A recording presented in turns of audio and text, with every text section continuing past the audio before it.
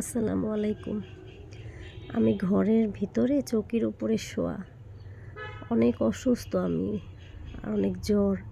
তো দেখেন, বাসায় কিন্তু কেউ নাই যে আমার একটু খেয়াল করবে।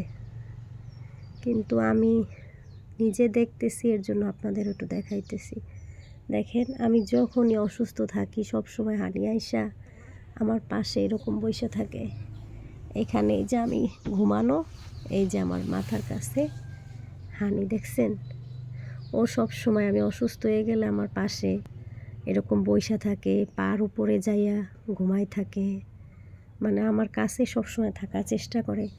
আসলে মনে হয় বলতে চায় যে আমার কিছু লাগবে কি না, কিন্তু পশু পাখি তো বলতে পারে না। দেখছেন, যখন নিজের মানুষরাই অনেক দূরে থাকে তখন একটা পশু হইয়াও ও কীভাবে খেয়াল করে, কাছে বইসা আছে। ভালো থাকেন সবাই।